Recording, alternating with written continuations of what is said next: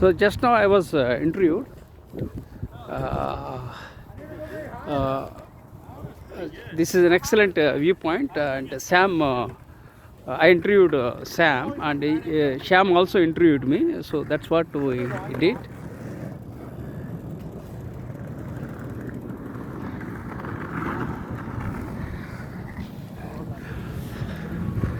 So friends, I'll share with you about my life in a nutshell in this video. I hope this is a excellent viewpoint. You can find amazing viewpoints. It's very snow. It's very cold in Seattle right now.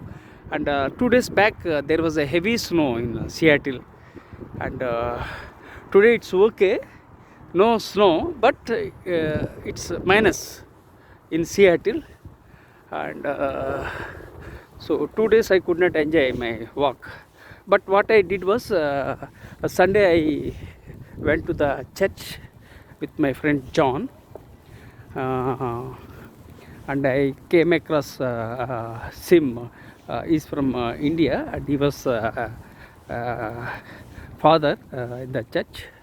So I interacted with him, but I'm not a Christian, but I respect all religions. And I was born as a Hindu, but sometimes I prayed at mosque. Sometimes I prayed in the church.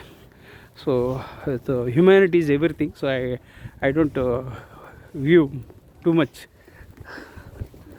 I don't view religion as too much. I respect all religions, all communities, and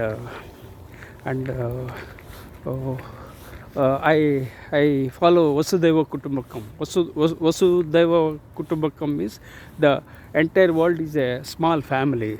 In the sense,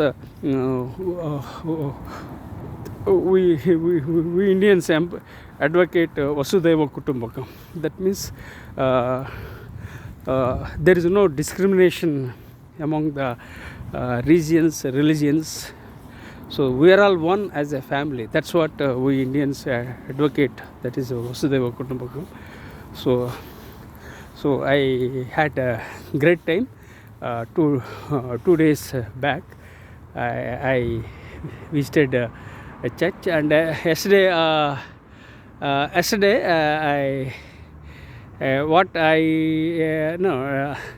2 days back I hear they were playing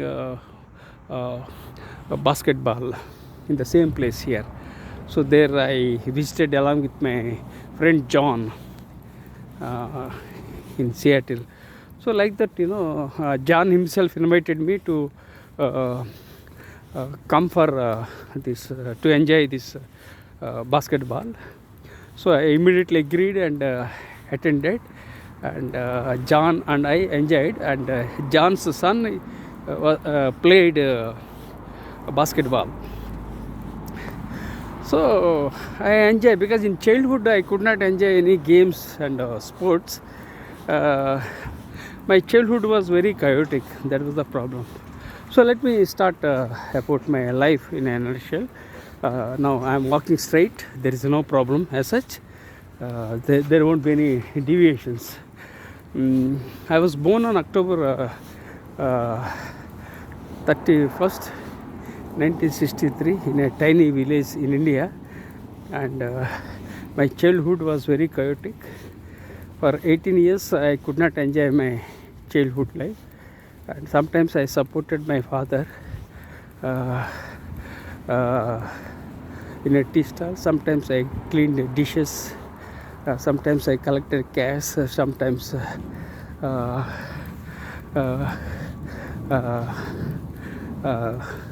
washed the dishes. So lots of petty things I did it in my childhood. So I could not enjoy my childhood for 18 years. And my father was a litigant and alcoholic, and my mother was a naysayer, and I was cursed with toxic siblings. Where I was born doesn't matter, because it was not any individual's choice. So the place of birth, the time of the birth was not the decision of an individual. So what we can do is that we can grow as healthy citizens and impact the people around.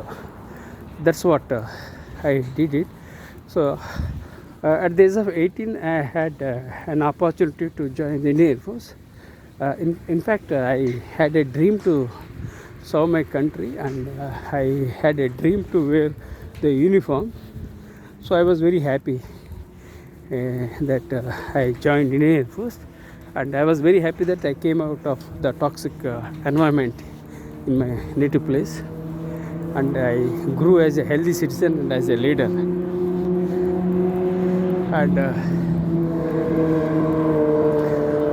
And I joined Indian Air Force on 4th February in 1916. I joined Indian Air Force on 4th February 1982, Begumpet Air Force Station, Secunderabad in India.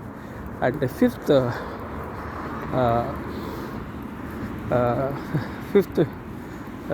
February 1982, I went to Tambaram and went and took the course, and I found it very difficult to get along with military life, because military life was very challenging, but I adjusted with the military, basically because I wanted to wear the uniform and to serve my country. So I was very lucky that I grew as a healthy citizen, and I evolved as a healthy citizen and as a leader. So thanks to Indian Air Force. So at that time my salary was roughly around 400 rupees. So every month I sent money to support my parents, and that's how I started doing. Then I also gave money for construction of home and various things, and I funded for the education of one of my friends. I funded for the education of my younger sister, and I gave money to purchase property and gold. Unfortunately, my little property was taken away by my own siblings, so I had lots of challenges in my life. And after I joined the Indian Air Force, I acquired a couple of qualifications from the Indian Air Force. They are DME from Aeronautical Engineering, and BSc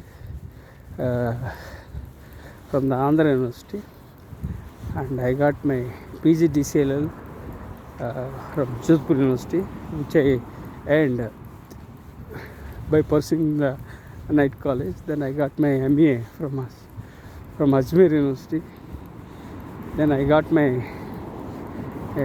PGDBM from the Ministry of Defence, and then I got my MBA from IGNOU.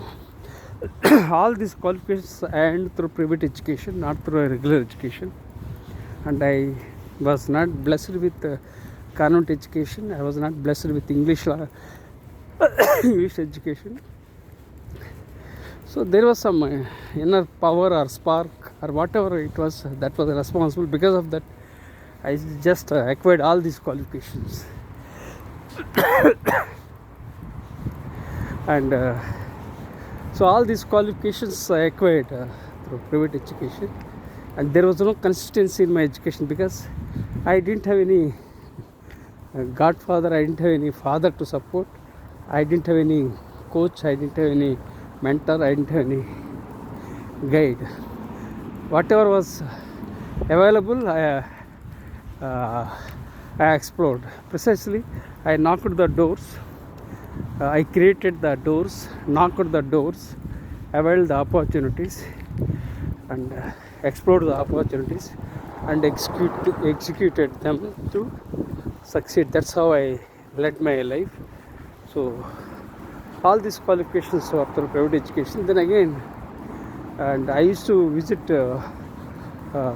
far distant places in Jodhpur and various other military units to acquire knowledge, because in those days uh, mm, material was not available, and I was posted in different places in the different time zones I worked, and I had to work and my livelihood. Apart from that, I acquired all these qualifications. So you can imagine the kind of challenges I encountered in my life. So life is not a straight line, life is not linear, life is not a cakewalk, life is full of ups and downs.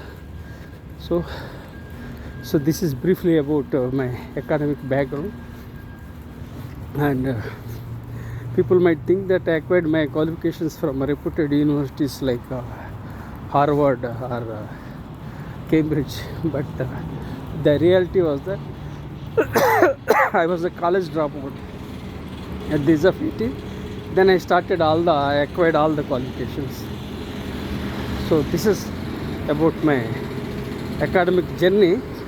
There was no consistency in my education, but there was only one consistency, that I believed in acquiring my knowledge. I was a continuous learner. Then I served in the Indian Air Force. Then my father-in-law invited me to join for business. Unfortunately, my father-in-law and brother-in-law backstabbed and betrayed, and I landed in further problems. So you can imagine the kind of challenges I encountered in my life. First of all, I was cursed with toxic siblings. Add to that, my father-in-law and brother-in-law, they backstabbed. So life taught me many lessons. So life is not easy, and every moment I encountered challenges. But then I did business for a few years, which didn't work out. Then I left business and became an educator in the year 2007. So at that time, MBA was required to become a faculty member to teach for engineering and management students. So that's what helped me. I had 6 qualifications at that time. Out of those 6 qualifications, 1 qualification, that was MBA, which was required to become a faculty member. That helped me. So friends, what you can learn from life is that education is everything. In my case, education helped me overcome my adversity. So this is about my life. So I converted that adversity into an opportunity, and that helped me to become a faculty member and educator, and I was getting around 8,000 or 9,000 every month. So with that money, my wife, my 2 sons and I survived. So that's how we survived in life. So now I was told not to walk that road, so I am going through a different path. So let me see. Just a moment. I think I will find out this one, because I think there is some caution in case I have to cross.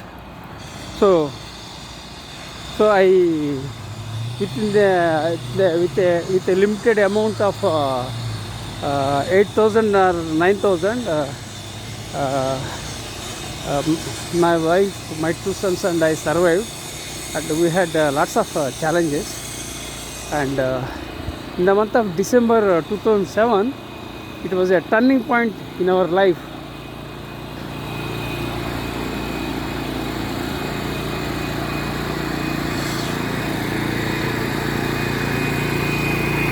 Oh, thank you.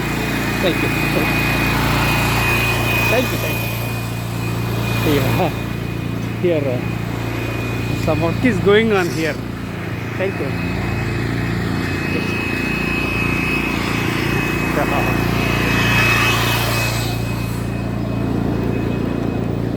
Yeah, I crossed some work is going on here. Okay, I think there was I was hinted not to walk, But those two guys are, I think, very kind. They gave me the way, and I came. So this is okay. Now I'll start my story in as an educator. Then in the month of December 2007, an idea flashed on my mind to apply for my PhD. Then I thought, let me work on that. Then I needed an amount of 10,000 that I managed. Then I needed some articles that were published. Then luckily I contributed, I published articles in competitive magazines, and also I published articles for various newspapers in the northeast India. That means I contributed articles in the northeast magazines. I think in the year 1991 to 1993 I contributed some articles because I had passion for writing. So those printouts of my articles, and then again magazines, then I submitted,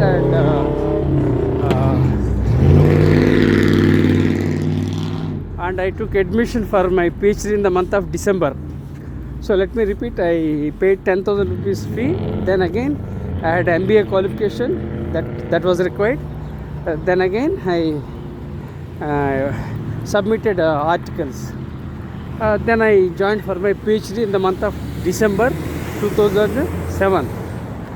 So here was a very big break in my life,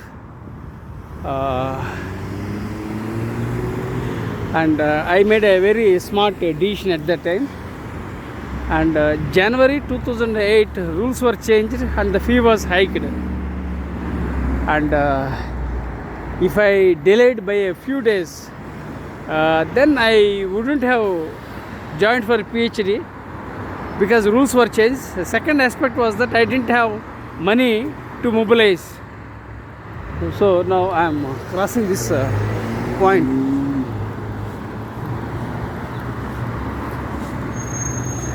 So I crossed this point. So this is the junction. And,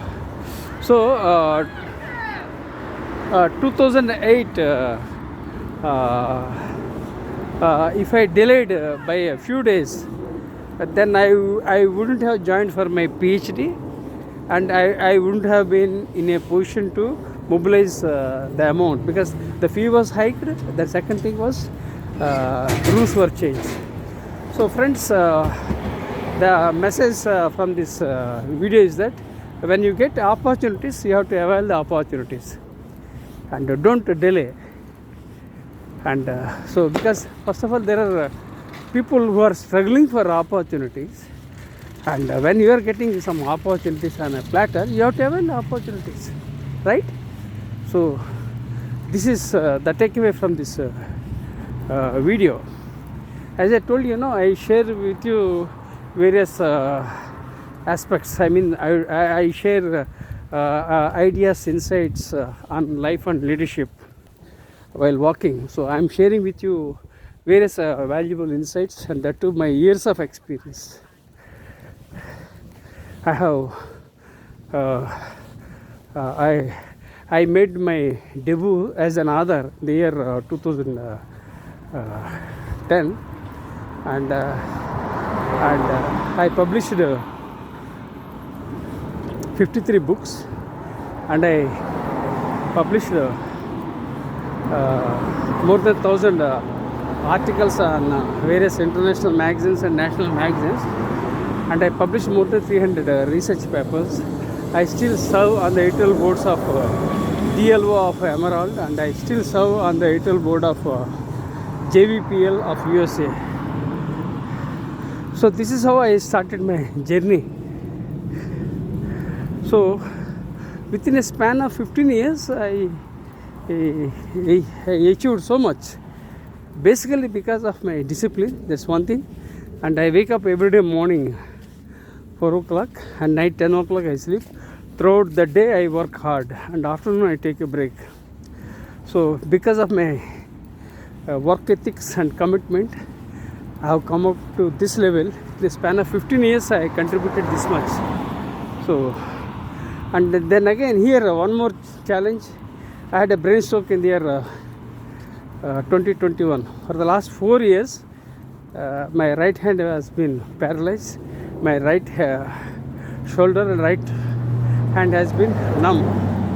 So I am not able to type and I am not able to eat with my right hand. So despite 4 years of gap and challenges, and I achieved this much in my life. And if I didn't have brain stroke, then probably I could have done great things to impact humankind. So it's okay, fine. The good news is that I survived, and I am walking in the on the trail of Seattle. It's very cold in Seattle. Very cold in Seattle. It's minus. The last 2 days there was heavy snowfall, and today of course there is no snowfall. So this is how I did it. Okay, so then 2011 I got my Ph.D. in soft skills, and rest is history. So you can imagine the kind of contribution I have made. And again I didn't stick to any particular genre because I didn't have any guide, I didn't have any coach, I didn't have any mentor. So whatever was flashing on my mind, I was working on them. So I published books in the areas of education, teaching, training, diversity, mindfulness. Now I am planning to publish my memoir, which is tentatively titled Survivor. So that means I entered different areas. Now I'm exploring a different genre, that is a memoir. So this memoir will be very small one because I can't write lengthy and bulky books in view of my health challenges. So I would publish a memoir which is tentatively titled Survivor. This will talk about my brain stroke, my betrayal, challenges. So all the challenges I would like to share through storytelling. So the book title is Survivor. So I have to improve my health first, then I will write a book. I had lots of ideas and I published 53 books. In fact, I wrote 60 books, but I published only 53. 7 books are yet to be updated and sold. 7 books are yet to be updated and published. Publishers are coming forward to my my books, but my health is not permitting. Once I bounce back my health challenges, then I will complete my pending proposals, book proposals, and I will publish a book of my memoir. So lots of things I do it. I'm very curious and creative by nature, and I create models, methods and frameworks, and I do lots of activities, things, and for me research is only a comma, not a full stop. I want to add value and impact humankind. So I am living with some purpose to lead. I'm leading with purpose to provide meaning in life. So this is briefly about my journey. So now I am looking forward to publishing my documentary and uploading it on any streaming platforms, especially on Netflix. So if there are any sponsors, then I'll give rights to upload my documentary on any one of the streaming platforms, especially on Netflix. So because my life is very interesting, because it was not a straight line, with full of challenges. So it becomes an excellent book, and it will become an excellent documentary. So now I reached home. So friends, so life is beautiful, life is amazing, life is miracle. Enjoy every moment of your life, and practice gratitude with gratitude.